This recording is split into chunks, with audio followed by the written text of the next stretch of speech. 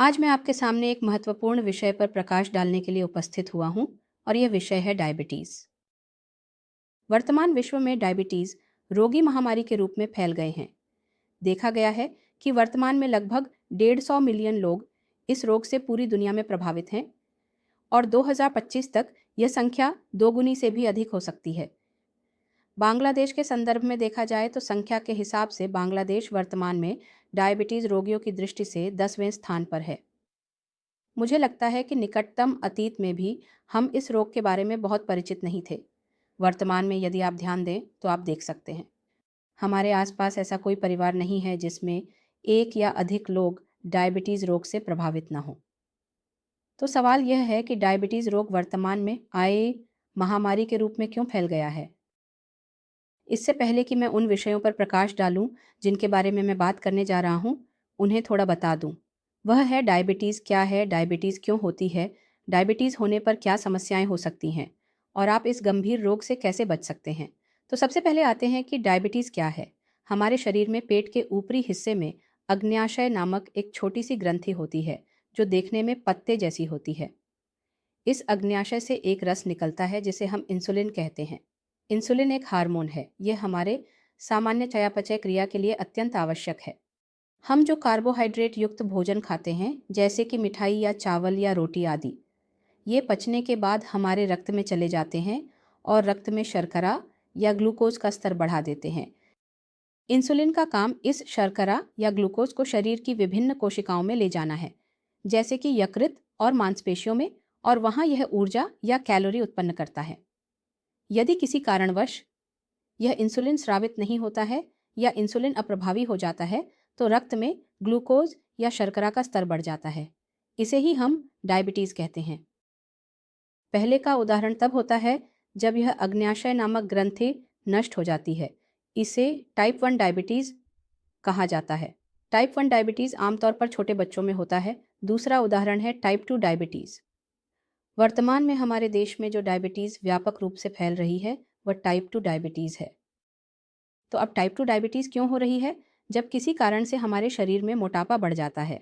देखा जाता है कि हमारी चर्बी या पेट मोटा हो जाता है, तब इंसुलिन अपनी कार्यक्षमता खो देता है। यह कैसे होता है? हम जो भोजन खाते हैं उस भोजन से ऊर्जा उत्पन्न होती है और हम उस ऊर्जा का उपयोग विभिन्न कार्यों में करते हैं।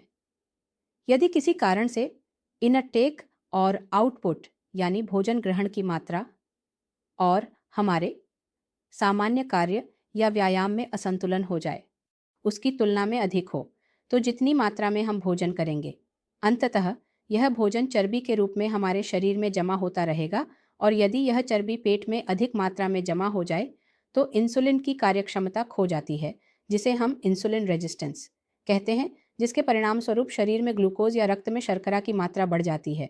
जब शर्करा की मात्रा असामान्य रूप से बढ़ जाती है तभी डायबिटीज़ रोग उत्पन्न होता है। अब आप कह सकते हैं कि डायबिटीज़ के बारे में इतना हंगामा क्यों है, हम डायबिटीज़ को इतना महत्व क्यों दे रहे हैं। अक्सर मैं कई प्रकार के लोगों से मिलता हूँ जो मुझसे कहते हैं कि मुझे तो कुछ महसूस नहीं हो रहा है। डायबिटीज़ होने से क्या समस्या होती है? शायद उनका ब्लड शुगर 20-30 मिलियन है। वे कहते हैं कि मैं तो खुशी खुशी घूम रहा हूँ, मुझे कोई समस्या नहीं हो रही है, तो फिर मैं ये सब क्यों लूँ, मैं इंसुलिन क्यों लूँ, मैं भोजन को नियंत्रित क्यों करूँ। यह एक आसान तरीका है। डायबिटीज़ एक मूक हत्यारा है। ऊपर से आप समझ नहीं पाएंगे कि आपको डायबिटीज़ है, लेकिन अंदर ही अंदर यह आपको दीमक की तरह ख़त्म कर देगा। अगर आप एक पानी के पाइप के बारे में सोचें जो बाहर से सामान्य दिखता है और जिसके अंदर से पानी लंबे समय से बह रहा है, तो आप देखेंगे कि इसके अंदर धीरे धीरे जमी हुई परतें बनने लगती हैं और एक समय ऐसा आता है जब पानी का पाइप ब्लॉक हो जाता है। ठीक इसी तरह अगर किसी की डायबिटीज़ लंबे समय तक अनियंत्रित रहती है तो रक्त वाहिकाओं की दीवारों पर चर्बी जमने लगती है और यह चर्बी धीरे धीरे बढ़ते बढ़ते एक समय पर जाकर ये रक्त वाहिकाएं ब्लॉक हो जाती हैं, बंद हो जाती हैं। अगर यह घटना हमारे मस्तिष्क में होती है तो इसका परिणाम स्ट्रोक या पैरालिसिस हो सकता है। अगर यह दिल में होता है तो हार्ट अटैक हो सकता है। अगर यह किडनी में होता है तो किडनी फेल हो जाएगी और डायलिसिस की ज़रूरत पड़ेगी। अगर यह आंखों में होता है तो दृष्टि बाधित हो जाएगी और अगर यह पैरों में होता है तो पैर की उंगलियों को काटना पड़ सकता है। ये सभी डायबिटीज़ के अनियंत्रित रहने के भयानक परिणाम हैं। और अगर ऐसा होता है कि डायबिटीज़ अचानक बहुत ज़्यादा बढ़ जाती है, तो शरीर में पानी की कमी हो जाती है, रोगी का ब्लड प्रेशर गिर जाता है और रोगी बेहोश हो जाता है, जिसे हम डायबिटिक इमरजेंसी कहते हैं। और इस स्थिति में अगर तुरंत इलाज नहीं किया गया, तो इस रोगी को किसी भी तरह से बचाना संभव नहीं होता। तो दर्शकों, आप समझ गए होंगे कि डायबिटीज़ वास्तव में कितना गंभीर रोग है और इस रोग को नियंत्रण में रखना कितना ज़रूरी है।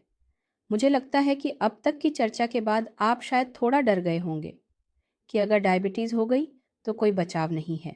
डायबिटीज़ का मतलब निश्चित मृत्यु नहीं है। अगर आप थोड़ी सी जागरूकता रखें तो हम इस गंभीर रोग से बच सकते हैं। यहाँ तक कि अगर किसी को यह रोग हो भी जाए तो कुछ नियमों का पालन करके और नियमित डॉक्टर से दिखाकर आप पूरी तरह से सुरक्षित और स्वस्थ जीवन जी सकते हैं। और इस स्थिति में आपको अन्य सामान्य लोगों से किसी भी तरह से अलग नहीं किया जा सकेगा। अब मैं आपसे एक और बात साझा करना चाहता हूँ, वह यह है कि किन लोगों को डायबिटीज़ होने का खतरा अधिक है और किन्हें सतर्क रहना चाहिए, यह भी हमें जानना चाहिए। यहाँ हम कुछ जोखिम कारकों पर विचार करते हैं। उनमें से पहला जोखिम कारक है मोटापा या ओबेसिटी। वर्तमान विश्व में एक बड़ा परिवर्तन आया है। वह यह है कि अब हम बहुत कम चल फिर करते हैं। इसके विपरीत हम बहुत अधिक फास्ट फूड खाते हैं। वो तो इसके परिणाम स्वरूप हमारा वज़न बहुत तेज़ी से बढ़ता है और डायबिटीज़ होने का खतरा काफ़ी हद तक बढ़ जाता है। व्हाट्सएप फिर यह भी देखा जाता है कि जिन लोगों के माता पिता यानी फर्स्ट डिग्री रिश्तेदारों में डायबिटीज़ का इतिहास है, उन्हें भी डायबिटीज़ होने का खतरा कई गुना बढ़ जाता है। अगर किसी को हाइपरटेंशन या हाई ब्लड प्रेशर है, रक्त में अतिरिक्त वसा या कोलेस्ट्रॉल होता है, इसका भी डायबिटीज़ का खतरा बहुत अधिक होता है। कुछ जातियों में, जैसे साउथ ईस्ट एशियाई यीस्ट पाचयेस्टिकाए, हम साउथ ईस्ट एशिया में हैं। इस हिसाब से बांग्लादेशी होने के नाते हमारे डायबिटीज़ का खतरा काफ़ी अधिक है। अगर किसी महिला की कहते को प्रसव की इतिहास खराब हो, या अगर उसने अधिक वजन वाले बच्चे को जन्म दिया हो, या अगर उसे पॉलीसिस्टिक ओवरी नामक रोग हो, तो उसका डायबिटीज़ का खतरा अंततः बढ़ जाता है। जिस व्यक्ति की पहले रक्त परीक्षण में बॉर्डरलाइन डायबिटीज़ या प्री डायबिटीज़ था, उसके भविष्य में ओवर डायबिटीज़ होने की संभावना बहुत बढ़ जाती है।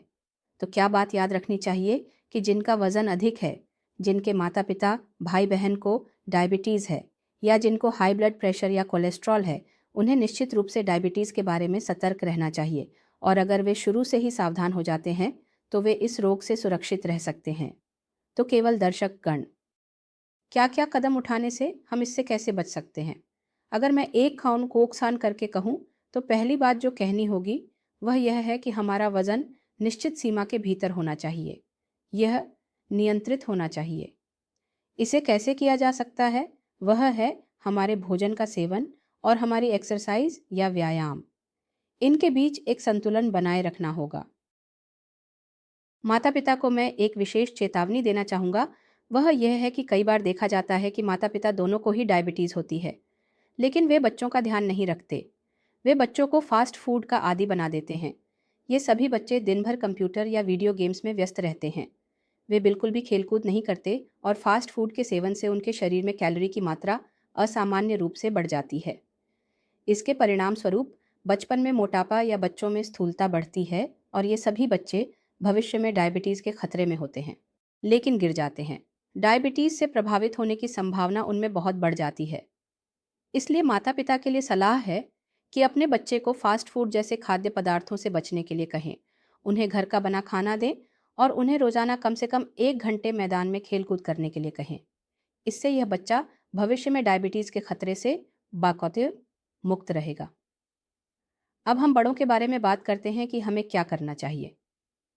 पहली बात यह है कि मेरा मानना है कि हमें अपने दैनिक आहार सेवन की पूरी अवधारणा को बदलना होगा।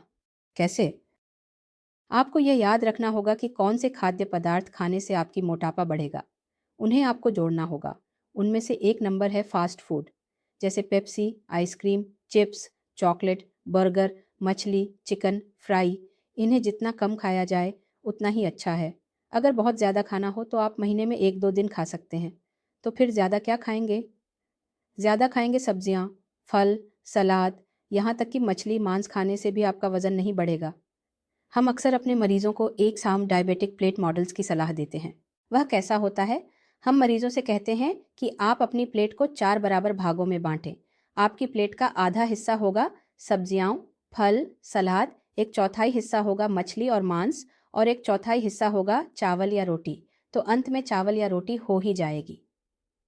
हम और क्या कहते हैं कि आप 2 बार रोटी खाएं और 1 बार सीमित मात्रा में चावल खाएं और भरपूर मात्रा में सब्जियां, फल, सलाद खाएं। मेरा मानना है कि यह डायबिटिक प्लेट मॉडल सिर्फ डायबिटीज़ के मरीजों के लिए नहीं है। यह किसी भी व्यक्ति के लिए है जो स्वस्थ और सामान्य जीवन जीना चाहता है। यह सभी के लिए आवश्यक है और यदि आप डायबिटीज़ होने से पहले इस आहार का पालन करते हैं तो भविष्य में आपको डायबिटीज़ नहीं होगी। दूसरा महत्वपूर्ण विषय है व्यायाम या एक्सरसाइज। हम आधुनिक सभ्यता के युग में रहते हैं। इसके परिणाम स्वरूप अब जो हो रहा है वह यह है कि हम सुबह घर से निकलते हैं और गाड़ी में बैठते हैं। हम अपने कार्यस्थल पर पहुंचते हैं और पूरे दिन कंप्यूटर पर काम करते हैं। दिन के अंत में हम बहुत सारा फास्ट फूड खाकर घर लौटते हैं। उसके बाद शायद वीडियो गेम्स या मोबाइल में व्यस्त रहते हैं। फिर एक समय आता है जब हम सोने चले जाते हैं। इसका परिणाम क्या हो रहा है? इसका परिणाम ये हो रहा है कि हमारी रोजाना चलने की आदत, हमारी व्यायाम की आदत, हमारी गतिविधियों की आदत पूरी तरह से नष्ट हो रही है। अतीत में हमारे पूर्वज मीलों तक पैदल चलते थे। वे खेतों में काम करते थे और घर में उगाई गई सब्जियां और फल खाते थे। अब स्थिति बिल्कुल विपरीत है। हम पूरे दिन घर या ऑफिस में बैठे रहते हैं और बाहर का जंक फूड या फास्ट फूड खाते हैं। इसके परिणाम स्वरूप हमारा वजन बहुत तेजी से बढ़ता है और हम सभी बाद में मधुमेह के शिकार हो जाते हैं। तो क्या करना चाहिए? हर दिन चलना चाहिए। हर दिन कम से कम आधे घंटे चलना ज़रूरी है। आप कह सकते हैं कि मेरे पास चलने की जगह नहीं है या चलने का माहौल नहीं है, मेरे पास समय नहीं है। ये सब बहाने हैं। इन बहानों से बचने का तरीका क्या है? निश्चित रूप से तरीका है। मान लीजिए आप अपने बच्चे को स्कूल ले जाते हैं, आप उसे पैदल ले जाकर लाएंगे तो ये आपका चलना हो जाएगा।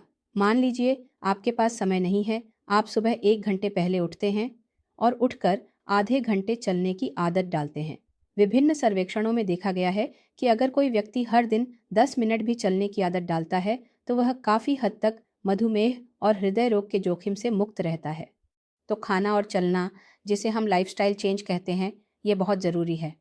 इसके साथ आप और क्या कर सकते हैं? इसके साथ आप एक और काम कर सकते हैं कि जो लोग मधुमेह के जोखिम में हैं, जोखिमपूर्ण समूह, वे साल में कम से कम 1 बार अपने डॉक्टर को दिखाएं और कुछ परीक्षण मधुमेह की रोकथाम के लिए करवा लें। कुछ लक्षण अगर आपके अंदर मौजूद हैं, जैसे अत्यधिक प्यास लगना, गला सूखना, बार बार पेशाब आना, हाथ पैर में जलन होना, अचानक वजन कम होना या बढ़ना, विशेषकर पेट के आसपास चर्बी का बढ़ना, ये सभी मधुमेह के लक्षण हो सकते हैं। ऐसे में आपको देर नहीं करनी चाहिए और अपने चिकित्सक की सलाह लेनी चाहिए। वे आपको सही सलाह दे सकते हैं। इसके अलावा अगर एक बार मधुमेह हो जाए तो उसका जल्दी पता लगाना और इलाज करना चाहिए। आप निश्चित रूप से स्वस्थ और सामान्य जीवन जी सकते हैं। ये सभी सलाह आपको एक उद्देश्य के लिए दी जा रही हैं, क्योंकि हम अक्सर कहते हैं कि रोकथाम इलाज से बेहतर है। इसका मतलब है कि अगर किसी बीमारी को होने से पहले ही रोका या उसका समाधान किया जा सके तो यह हमारे लिए अधिक किफ़ायती और अधिक फ़ायदेमंद होता है। इसलिए आज की ये सलाहें मुझे उम्मीद है कि आपके काम आएंगी। अगर आप सही खान पान को अपने जीवन में शामिल करते हैं और रोज़ कुछ व्यायाम या पैदल चलने की आदत डालते हैं तो मुझे उम्मीद है कि आप सभी डायबिटीज़ से बच सकेंगे और भविष्य में फिर कभी आपसे मिलने की कामना करता हूँ। तब तक आप स्वस्थ रहें।